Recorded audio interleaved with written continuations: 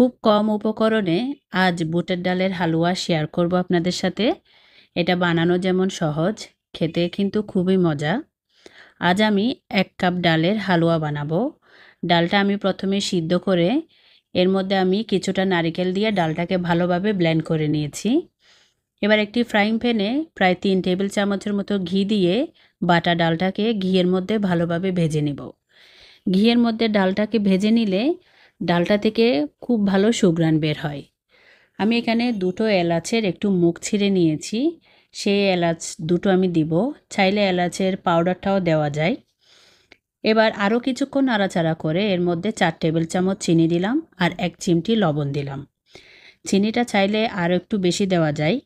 চিনি দেওয়ার পর প্রথমে হালুয়াটা একটু নরম হয়ে আসবে, কিন্তু নাড়াচাড়া করতে করতে এটা আঠালো আঠালো হয়ে আসবে। এ পর্যায়ে আমি আরও ২ টেবিল চামচ এখানে গুঁড়া দুধ দিব। গুঁড়া দুধ দেওয়ার পর হালুয়াটা আরও কিছুক্ষণ নাড়াচাড়া করতে হবে। এবার নামানোর আগে আমি এখানে ১ চা চামচ একটু ঘি দিব। যখন হালুয়া প্যানের গায়ে থেকে এরকম উঠে আসবে, তখন আমি এটাকে অন্য একটা প্লেটে তুলে নিব। প্লেটে আমি আগে থেকে একটু ঘি ব্রাশ করে রেখেছিলাম। উপর থেকে কিছুটা বাদাম ছড়িয়ে দিব। আর পুরোপুরি ঠান্ডা হলে তখন আমি এটাকে কাটবো। এই হালুয়াটা চাইলে অনেকদিন ফ্রিজে স্টোর করে রেখে দেয়া যায়। এটা রুটি, পরোটা সবকিছুর সাথে ভালো লাগে। আজ এ পর্যন্তই। আসসালামু আলাইকুম।